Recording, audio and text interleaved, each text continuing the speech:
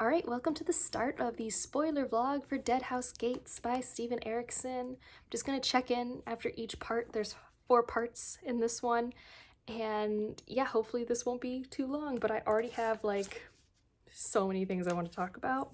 But I think that's kind of normal in the first part. The first part's like so much setup, so much exploration, if I'm remembering from, Gardens of the Moon, where I had so much to say on the first part and so much to say about the end, but the middle not as much, and who knows if that'll happen here. It's a much longer book, and let's get into it. Okay, so from what I can tell, this takes place about a year after Gardens of the Moon in the prologue, and then a year after that once we get into the first part.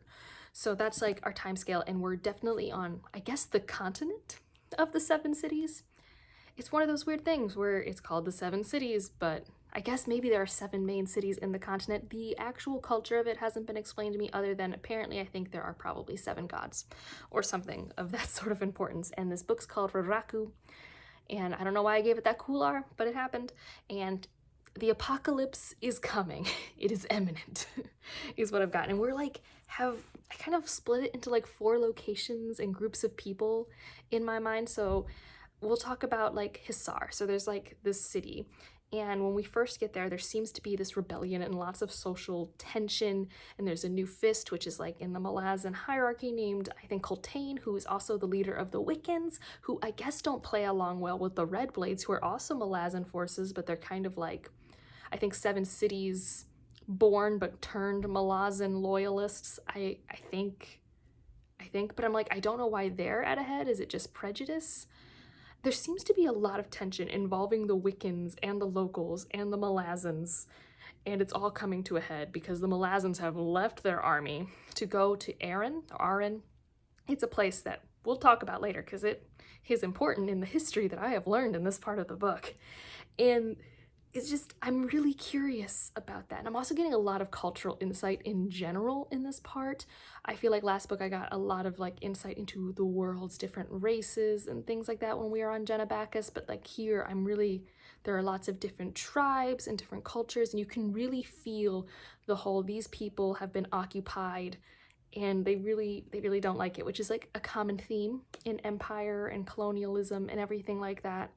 So we're for sure seeing that, and we kind of are seeing it through the lens primarily of Ducaire, who is a historian, who is then related to a different part, so we'll hop over there. Another thing I wanted to talk about in this section is like with the Wiccans, they have a warlock, because apparently the Empress executed all the warlocks in one of those purges, cullings that we've been talking about since Gardens of the Moon, but I guess for this culture, they can be reborn, and we have one that's been reborn into this kid, and lots of weird stuff has been happening there, but lots of mentioning of crows and clans of crows. I think Coltane is of the Crow clan. And I remember crows being like a big deal in Gardens of the Moon. And there was even a mention of like something happening with crows that reminded me of a scene in Gardens of the Moon when there was like that chaos magic on the plains there. And I'm wondering if that's connected at all, like if these magical crows are connected to this Crow clan, because it is very large distances. But magic with warrens makes everything shorter, so I'm not really sure. And like I said, Ducaire kind of connects us to another set of characters. So Ducaire is a historian and knows this other historian, what's his name? Heberic, we meet him in the prologue with Felicen, who's Perrin's younger sister, and Bodin, from what I can tell, a big guy. They're all being shipped away, presumably into slavery, because Perrin's, I don't know if it's older or younger sister, but one of Perrin's other sisters is now the new adjunct, and we all know Adjunct Lord got kind of killed in the last book, and I think Perrin, kind of left the Malazan force, so I think his family kind of wasn't doing well, but like one became the adjunct and then, for reasons unknown, sent their younger sister off to slavery. I think partially because each noble group in Unta had to do this. I still don't really know where Unta is. I think it's in Malazan, which I still don't have a map of Malazan. Like, this book has so many maps of the 7 cities, and the last one had Genabacchus and Darujistan, but I got nothing. Got nothing here, and I refuse to Google things. But that's a tangent. And so we have this group of people, and they're being sent to these mines that normally you also send warlocks and wizards, magical folk, because I think there's this ore or something in the mines that like makes it so you can't use magic. And so they're over there, and Felicin, I think, is late teens, early 20s, and oh boy, she's a character I really like their perspective, but it's really hard to read because she's been using her body for survival. It's weird to say consensual. It's not consensual. There are power imbalances. She's using it to survive.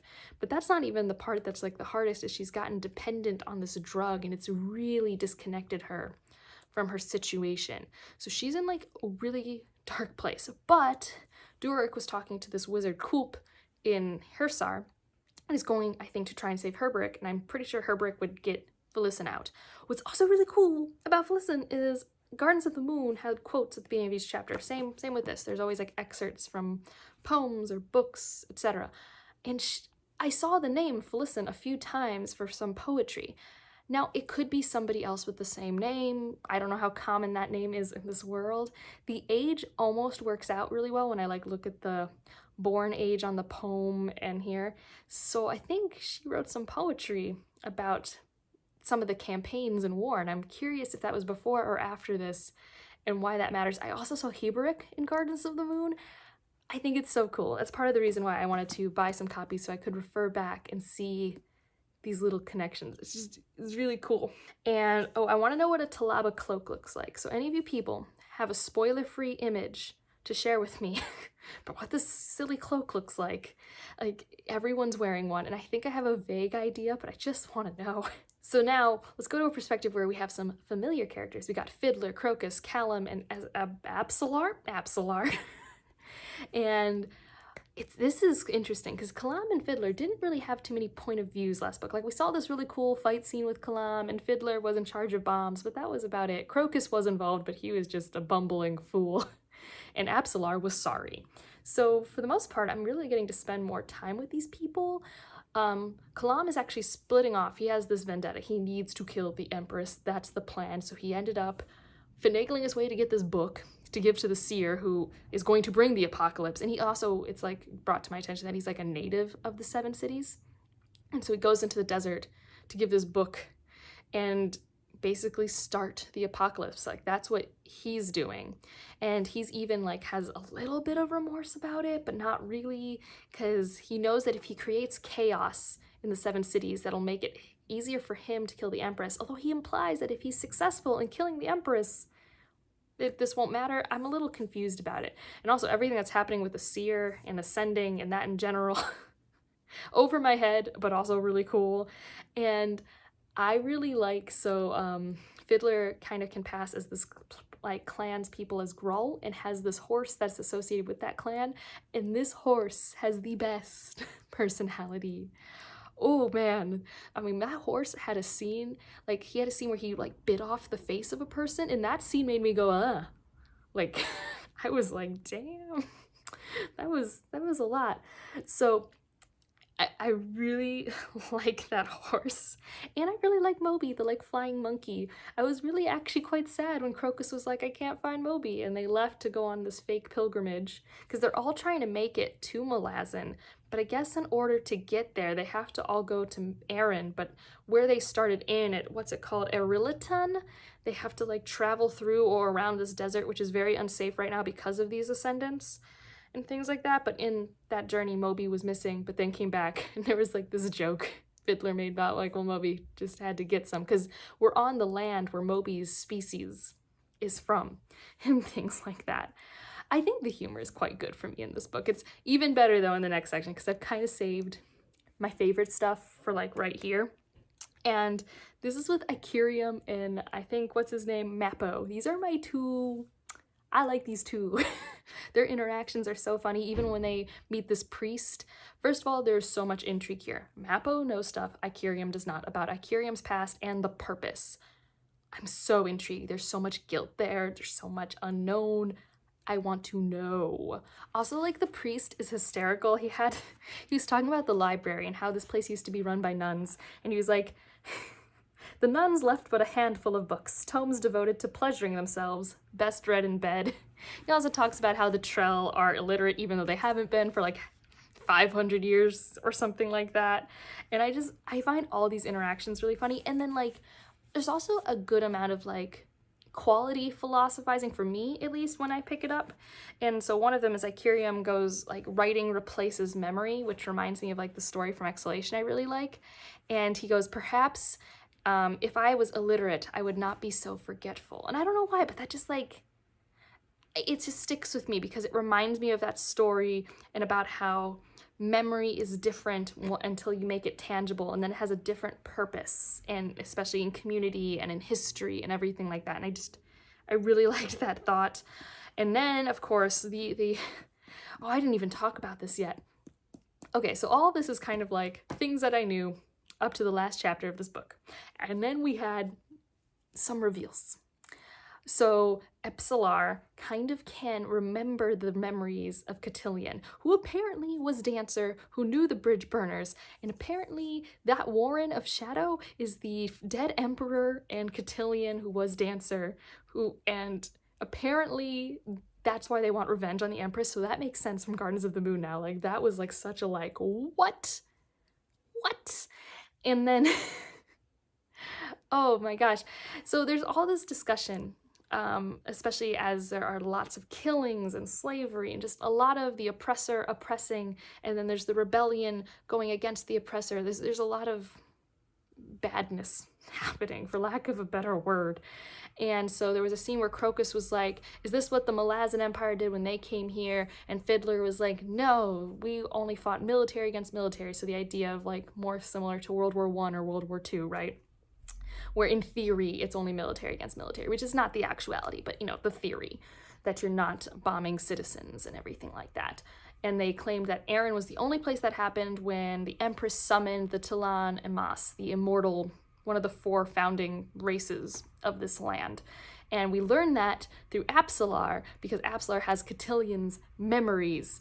And then there's this whole thing where Fiddler thinks the Emperor would never let anything get this far. And it's interesting because I don't think that's true, and there's even like implications that the Ascendant Emperor isn't that trustworthy to Cotillion. So there's just this whole thing where like, I feel like Fiddler, in order to feel like his purpose in the world as like a military man, wasn't like for a bad leader thinking the Emperor that was better than the Empress that replaced him. And as a third-party viewer, you know, I don't think that's probably the case, but it's really interesting seeing these inner motivations and thoughts of Fiddler and Callum as they kind of deal with their past as bridge burners. I find it really cool. So that's what I've read so far. Deadhouse Gates. The apocalypse is upon us. The whirlwind is coming, and I'm really excited to see what that means. All right, it's time to check in. I just finished part 2, which I think is called The Whirlwind, which I guess is the revolution, but also an incantation, like a reincarnation of gods. I don't know. I think Crocus has a really good line on it that I'll reference in a bit, but a lot has happened. I am happy to be about halfway through. I don't know if you guys can see my bookmark, but it's a very satisfying feeling to feel that far through.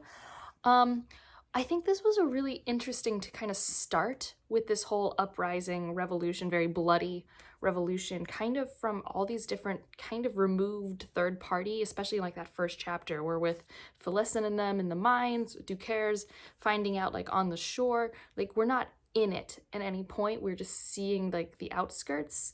And then by the end, where we really get to see Coltaine in action and see this like master strategizer, tactical man, and like his priorities for the refugee, how much foresight he's had, how he's doing the best with what he has, and given the luck of the situation too, the fact that there is this whole path of hands ascendancy happening in the background with all of these things so that you can't use the Warrens, which makes the High Mage that's on scene kind of just a general, and he's not as good of a general as Coltaine. So I really liked, at least with that part of the whirlwind, because that's like a whole part of the story, how that was executed, although it was dark, because we see primarily until that last chapter a lot of the aftermath, right?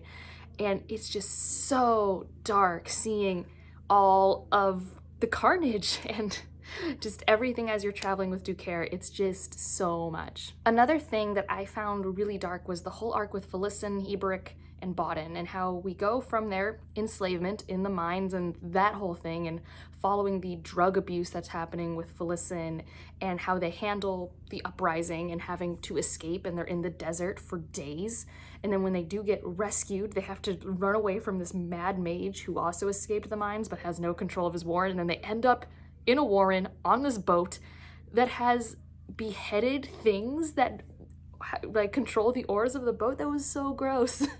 I legit was so like freaked out in that section when they were like discovering that, you know, they find like the bag of heads, and then they just find all these headless people, like a headless dude hitting drums, and then the oars going, like, it's so gross. And, you know, they kind of don't know what happened or why it's like this and how long the boat's been there, and they kind of know which boat it is based off cultural cues that they know that I don't, and they just kind of keep going with it. I was just like, holy moly. But even before that, we have Felicin, who I think I mentioned in the last section. She's got some stuff to deal with. She's only 15, and she's just like got so much. She's just, I understand that she's struggling with wanting control and wanting vengeance, and she's 15, and she's seen things that I cannot relate to. But there are moments where I'm just like, is this the fight we're picking right now, honey? Like, why are we doing this? Like, she randomly just does stuff and just being like, the saviors show up who come to save them because of Fenrir, the boar god who is associated with Hibrick. And she's like, you know, he's excommunicated, right? And I'm like, Felicin, no one prompted this. This isn't the time. And her and Bodden have this amazing back and forth for me. Like, there was a scene where Felicin thought she was going to be using Bodden, but then it kind of got flipped, and it's like a weird scene because it's like technically consensual, but it's also like they both intended to use the other, so it's not healthy. But each time they keep going back and forth because they both have a lot to work out for themselves, and there's this banter. Like, initially I just found the banter like aggressive, but then I'm just like slowly shipping them. Which is ridiculous because she's 15 and gosh knows how old Bodden is. But there's just a lot of darkness there. Everything Felicin had to go through, as we learn that Benneth was actually drugging her because he was told to be drugging her. That's a lot. And her just whole like thing where she was so obsessed with saving Benneth, although Benneth was horrible to her from our perspective. So that Stockholm syndrome, that like how she really did think of him as partial lover, was really, really hard to consume. So I'm hoping she gets to heal a bit and, you know, maybe not be abused in any way for like the nearish future. We will see, but she was a lot. And like, I also think Hibrick was kind of a lot. Like, he would be so judgmental of her when she's just trying to survive, and I just think he didn't need to be as judgmental. I think Bodden and Hibrick could have communicated more with Felicin, because that's when this whole thing started to spiral, is when Felicin kind of noticed they were talking behind her back and was like, I'm doing all this stuff to try to help you guys. And so there was a lot of like needless things that started all of this tension in the group, and it just got so much worse in the desert as they're all struggling to survive. It was, whew, it was so much. And speaking of that boat again, real quick, that they ended up on, I don't know what happened with the Teal and Moss when they showed up, and there was like a dude sacrificed, I think, to stop the crazy Warren. That whole scene's going to need a reread one day. I don't really know what happened there. I don't have the world building knowledge to understand and unpack what these immortal beings did on that weird boat of the dead. I don't know. And let's see, we have more Fiddler, Crocus, and Aspelar. And actually, so I had a Fiddler quote that I feel like really does sum up how I feel about the whirlwind. I find Crocus way funnier in this book than the last one. But he goes, when I heard mention of the whirlwind, I assumed it was, well, figurative. A state of being, I suppose. So tell me, do we now look upon the true whirlwind, the wrath of a goddess? Because they're seeing that big dust cloud in the desert. And I just thought that was really funny, because in some ways he's right. The whirlwind is kind of just like the symbol of this revolution, but it also is like a manifested thing in the desert, which we still don't know a lot about. Like, we saw this person die at the end of part 1. I have not seen her since. There was supposed to be a renewal, so I wouldn't have been surprised if she was regenerated, but that doesn't seem to have been what happens. But I loved them traveling and running away from this tribe on this road between, at least I imagine it is between 2 walls of sand, and there's this fighting in the sand of these creatures who are on the path of hands, I presume. Like, it's the different shapeshifter tribes, which there are like 2 different ones, I guess. I don't know, I can't pronounce the names even if I tried. But, and then how that all comes to a head, and that whole fight scene was really cool. And then Mappo and Icurium are there saving them, and I'm just so happy because those are like my two favorite groupings converging, and this just makes me happy. And we got some cool Mappo flashback scenes, and I want more Mappo flashback scenes. I want to understand, and there's just so much intrigue there. And I also just find Mappo and Icurium funny. I think they're funny old guys because they're pretty old in this world and everything like that. So I'm really glad that they're with them, and now we know what the Deadhouse Gate is. It's like the home of the Azath or something, which we saw in Gardens of the Moon, that like, that Jag Hut thing that was brought back to life. I think the Azath came and like ate it up. That's my interpretation of what happened in Gardens of the Moon. But the idea that you could travel between these gates, and that's why they're trying to find this Deadhouse Gate, but I assume also like what that priest was saying, everyone has like a different reason for this part of the quest. And I mean, I'm normally not into quests, but I'm super pumped for this quest. Like, I'm so ready for it. Also, Fiddler's horse is still alive, which is important. That horse is now a treasured character. Although I'm really sad because the flying monkey's gone again. I'm just like, wait, we just got the flying monkey back and now it's gone. Like, what are we supposed to do? And I guess the last segment I haven't really like talked about a lot is Kalam. And like, he didn't have as much in here. He kind of just starts the whirlwind and is traveling with this demon who, like, I want them to be best friends. I don't think they're best friends yet, but I want them to be best friends. And then he runs into these people and he kind of begrudgingly helps them, even though I'm like, you started the situation that is causing everyone to be in chaos. So like, yeah, you can help them. And he's so cool. He kind of reminds me of, I don't know, just that brooding, like, really badass character that I just can always get behind.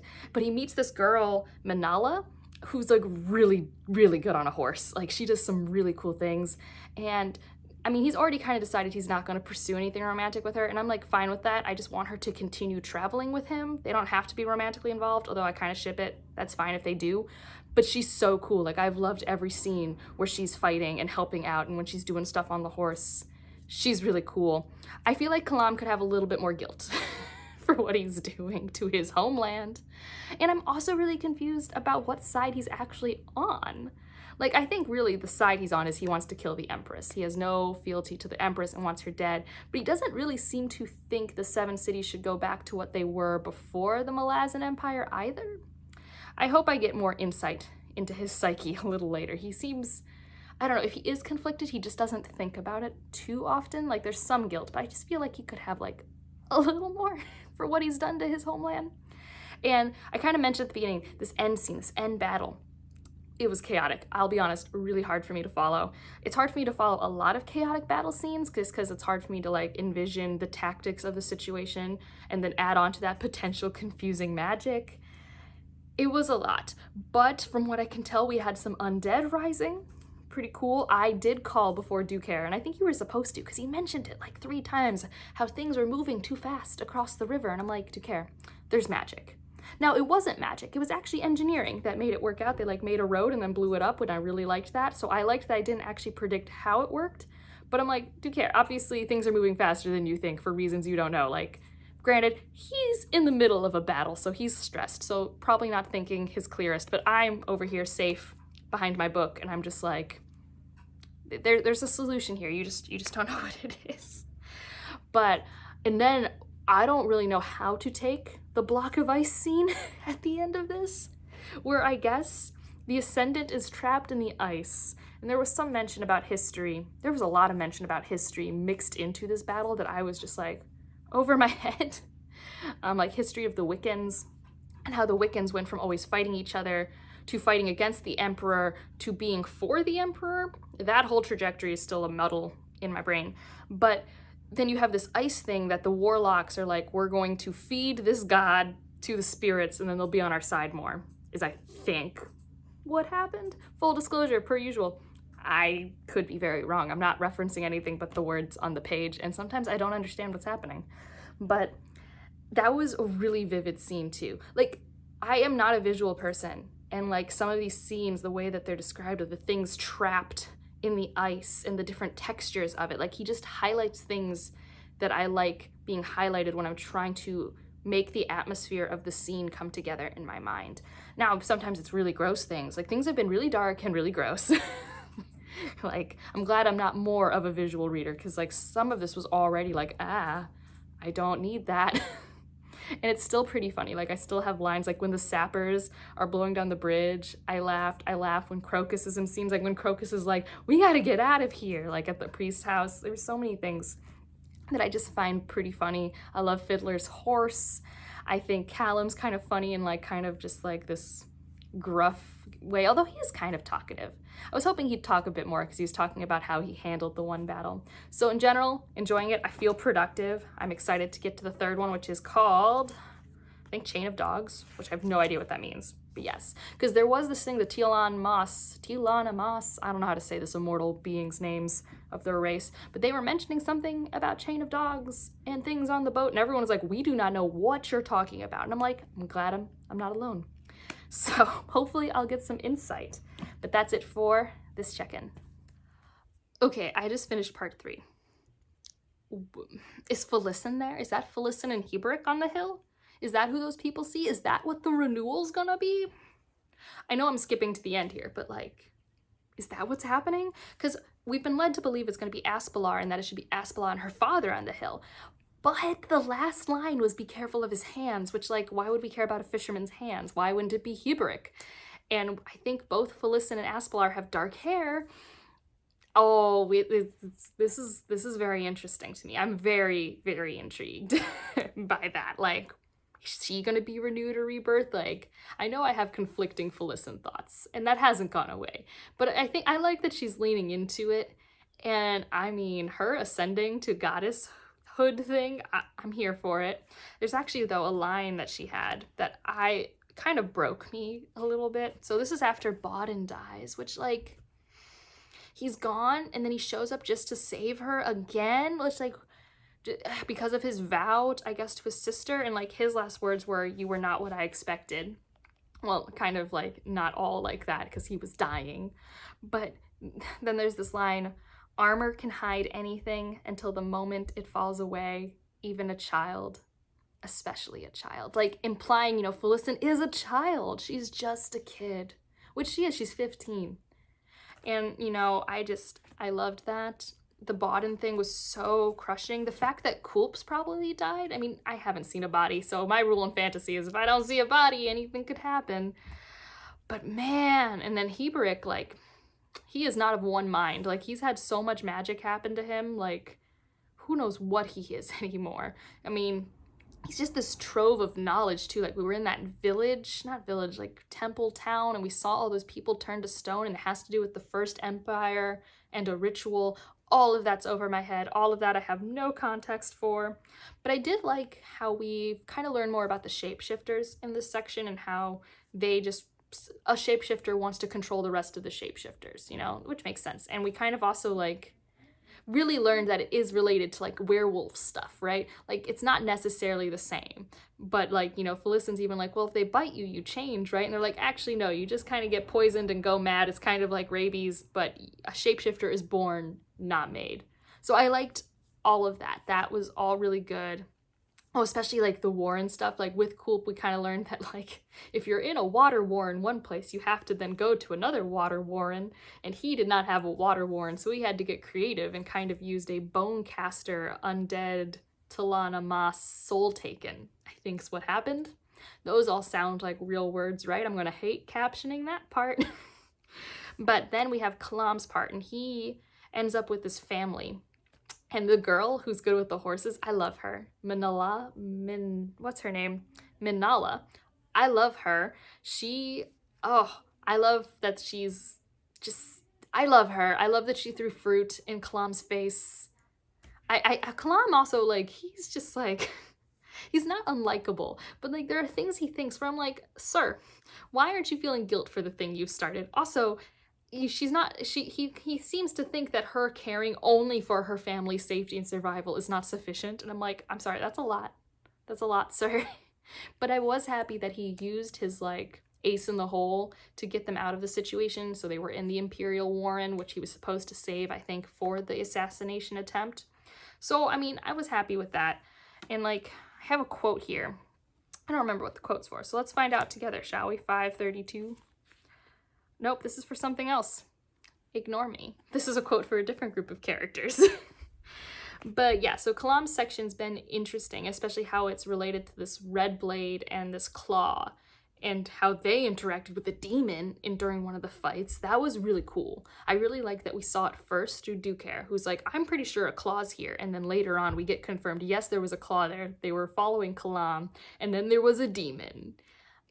And we don't know why there was a demon, but like, cool, right? Like, cool. And I also love Apt, and how Apt is kind of Kalam's friend. Like, kind of. Like, it's kind of like an animal companion. I'm here for it, guys. Like, I just am. But then we have the Mappo, Fiddler, Icarium, Aspelar, that whole group together.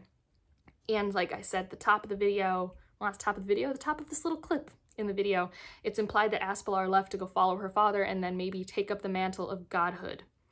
And Crocus is kind of hurt by it, which I guess kind of understandable. Like, if they were in a relationship, you talk about that first.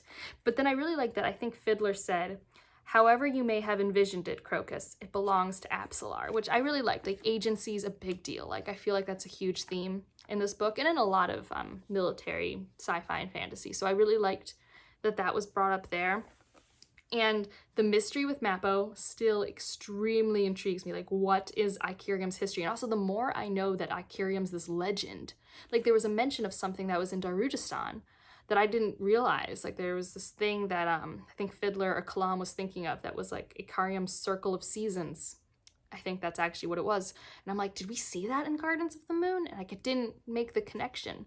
So the more I learn about him, the more I want to learn. And also, I'm still sad that the flying monkey's not there. Oh, also, that whole scene with the guy with the broom attacking the flying monkeys was like so funny. Like, this book is so funny to me. It has so many moments. I couldn't even list all the moments that I like giggle or chuckle. I'm just like, that's funny. That's a good line. Like, one is there's the marine girl that Ducaire kind of likes, and she kind of likes him, and they kind of interact on the battlefield.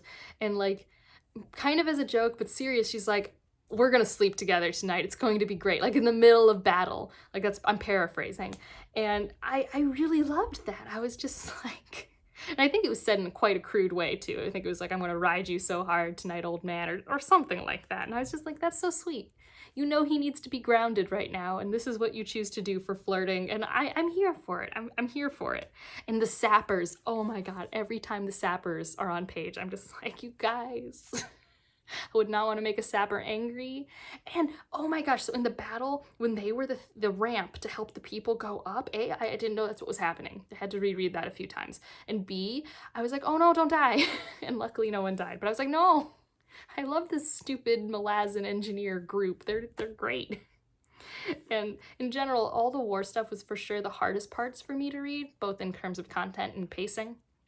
Just sometimes, like, you could feel Duker's depression himself. And, you know, that kind of doesn't lend itself to fast-paced moments.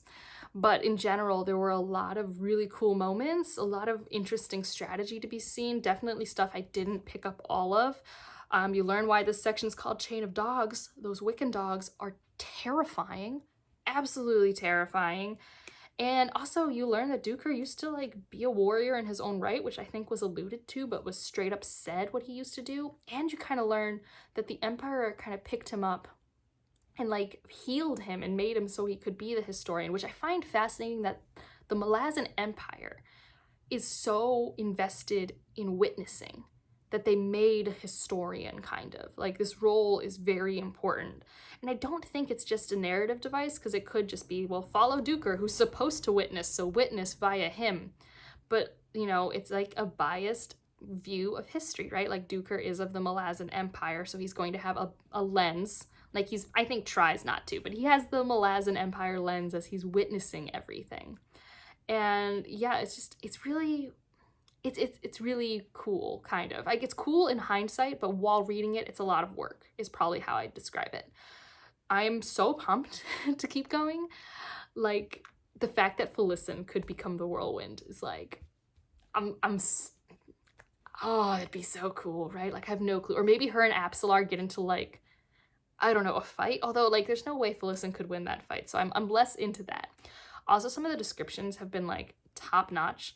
Like, when Felicin was losing her skin to the sandstorm, it was described like a cat tongue, which I own cats, so that was, like, very accurate. But yeah, that's it for this clip, and I will check in when I finish the book. Okay, guys, I finished it. It's been a couple days because I wasn't home and I was lazy, so I didn't vlog. But I have some thoughts. Largely positive thoughts. Let's talk about chapter 21, where Coltane dies. Holy moly. What a chapter. What a chapter. I didn't know how many emotions I had. Woo. That was rough and emotional on so many levels. So that was a thing. Like, I didn't expect to have such payoff for the military fantasy part of it, because up to this point, you know, it's not been my favorite. It's not been the intrigue for me that's kept me going, but woo, that payoff, and I was so happy that the High Fist died. Oh, and I wasn't shocked when the traitor was revealed, the priest guy, the water priest guy being on the side of the rebellion or the whirlwind or whatever. But I'm glad he's dead. Oh, there's just so much. And there's so much that I'm a little confused about. I don't know if I mentioned to you guys how much I liked the pirate scene with Kalam. That was great. Oh, the reveal of Pearl being the person with Kalam. I missed it. I'm sure there were clues based off clothing or whatever that I missed, but like, I missed it. And I was like, oh, you're in trouble.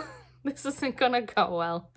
But then of course, Kalam's just like the biggest baddie in the world, and just like, but of course, Kalam is just so cool and just goes into the city and kills so many claws.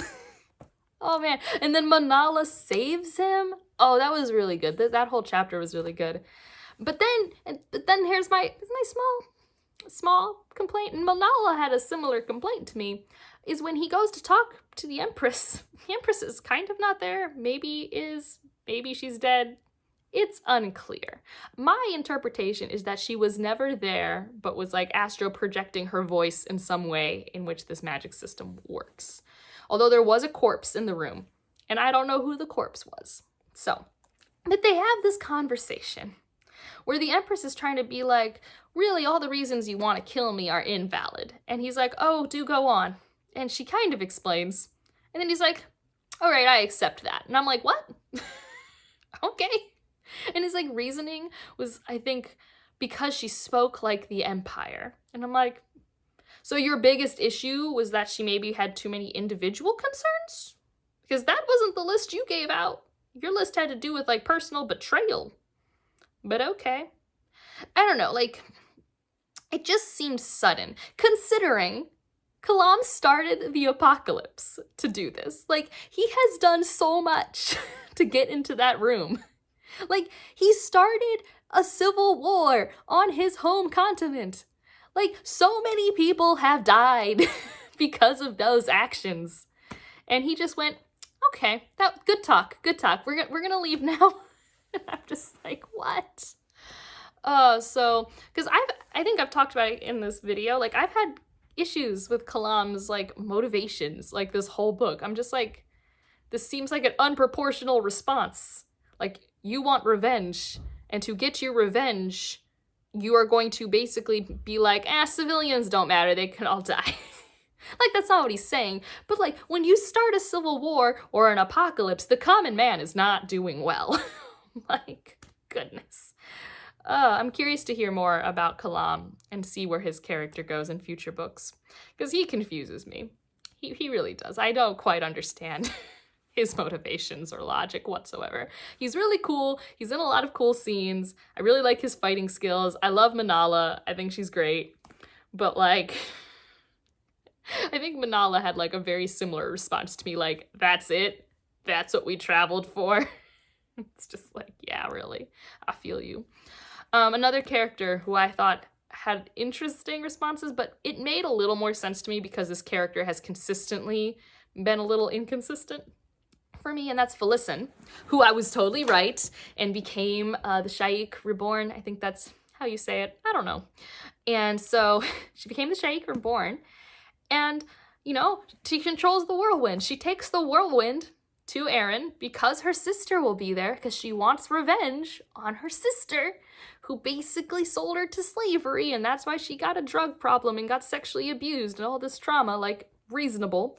Her revenge seems reasonable. They get there knowing that her sister will arrive. I'm led to believe that's the point. to like fight her. And they're even in an okay position. Like, yes, they're not like winning, but they're sieging the city. Like, it feels like they were in a strong position. And then she's like, nah, let's go back to the desert. I need to regroup. And I'm like, okay, but didn't you know you'd have to regroup? Did we just not think this through? Now, she's also 15, but she's 15 with like a goddess in her. So, and I know it's like a pseudo ascension sort of thing, but it felt weird. It felt like, well, why did you walk here? Granted, it's a Warren and time, it's different, right? But I was a little confused. Like, I kind of knew that we weren't going to get the next steps of that part of the story because, like, there weren't enough pages. But I was confused at that, like, story arc resolution. I generally kind of liked how it ended, although there was that weird scene with the Shadow Warren where we're with the old Emperor, which, like, I don't know if I've talked about how we found out who the Emperor and Cotillion were, but, like, that's cool. I like that. Although I did have questions about the origins and the lifespan of the Shadow Dogs. Because it seems like, I'm still like trying to get an idea of the Warrens, but it seems like Warrens exist before the Ascendants, and the Warrens can be a path to Ascendancy, I think. Obviously, don't explain this to me in the comments, because it's going to be explained in the books one day. This is just me having fun postulating. But so the Shadow Dogs presumably have lived and been a part of that Warren system for a really long time because they seem really old, especially with the Icarium Mappo stuff, which Icarium and Mappo, we'll get there. But so I'm just curious because they seem much older than the current Ascendants who are like 9 years old, right? Like they've only been ascended for 9 years or something like that. So, but the Emperor, he was wacky. He was just like, fine, I'll give you guys what you want. What wish do you want me to grant? Where do you want to go? And just did that. And I was just like, you're in a good mood. It was weird. It was a weird scene. But Mappo and Icarium, I've loved them the entire time. This last part was so rough because, like, Mappo always has to rewipe his friend's memory so he can live, and his responsibility is to kill his friend if he becomes uncontrollable, and that's so rough. It's just so rough. And then he thinks that Icarium destroyed his village, but really it was those dumb, faceless ones or whatever, and it's just like, that's so rough. And then Icarium's dad is like in an Azath house, and it's like, you should have let him be put there. He would have been happy. And it's just like, I don't know. Obviously, they went where they were supposed to go because the floor kind of just opened up. Azath houses are cool. Oh, and the stuff with Moby. How Moby was like a demon. Crazy. Absolutely bananas. Absolutely crazy. Loved it. I also, there's a couple other crazy things that happen, right? Like Duker's soul is like in a container. So, oh, but his death. Because like, there's a lot of regeneration or renewals that happen, so I don't consider it too tropey because that's been established super early on with Tattersail in the first book, right? But so Duker's going to, presumably his soul is contained and will come back in some form. They even took his body. The last scene are the crows coming to this woman with a child who then starts to move. So I am thinking of that as Coltane. It could also be Sormo, but they seem to imply that a warlock could not go into that womb. So maybe it's Coltane just being like, well, I'm gonna try because it's Coltane, who is so cool. But so that's pretty interesting. But I did like that. So there's Apt, the little demon friend to Kalam, who I oddly really like. I really like Apt and how he like adopted this boy but gave him like one eye, and then there's all these children, which I'm forgetting the scene where that all happened, that Apt decided this is what Kalam would have wanted and so initiated this deal with the Shadow Ascendants. And then they're now going to, in theory, raise these kids for a while. I don't foresee it being for long, but just so many things and how it ended were generally enjoyable, but also like could not have predicted that. Like, okay. But yeah, so that's this one. I don't know where Memory of Ice goes next. I hear I'm going to love it by a lot of my friends. So we will see. You know, they look similar in size, right? Like if you look at them, they look really similar. This is 100 pages longer. It's just as tinier font. Anyways, but that's this spoiler vlog. Remember, if you want to comment down below to mark spoilers, do not spoil me for future books because that's mean. It's really mean. Don't correct me if it's not corrected in the text of this book because, again, Haven't read the other books yet.